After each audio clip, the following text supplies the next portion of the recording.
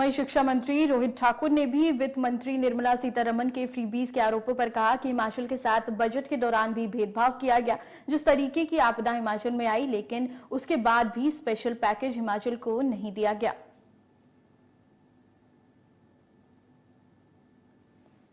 केंद्रीय मंत्री ने तो जब हमारी निर्मला सीतारमण जी ने जब बजट ले किया था, उसमें विशेष रूप से जहां उन्होंने हिमाचल को सिंगल आउट कर दिया।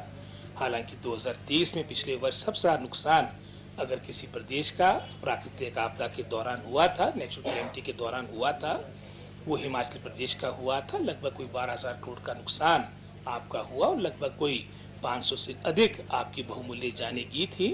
जहां उन्होंने सिक्किम, उत्तराखंड, बाकी स्टेटों को मैं समझता हूँ मदद करने की बात कही है, लेकिन हिमाचल के लिए एक अलग से ही मैं समझता हूँ नियम बनाकर उसको टालने का प्रयास किया गया है।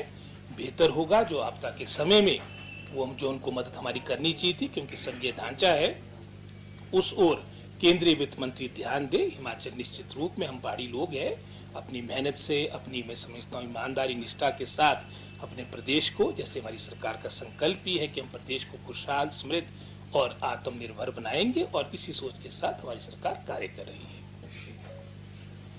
छोटे बड़े की बात नहीं है। जहां तक मैं समझता हूं जो मोदी जी ने बात रखी है, वो एक इलेक्शन रैली में उन्होंने अपनी बात रखी है, और जैसे मैंने पहले कहा कि कहीं ना कहीं स्टेटमेंट राजनीति से प्रेरित है, और जैसे फ्रीबीज की बात वो कर रहे हैं, या साथ ही साथ मैं समझता हूं जो पिछले बजट के दौरान जिस तरह से उन्होंने विशेषकर 2 प्रदेशों को, 2 सरकारों को मदद की है, वो भी हम सबके सामने है।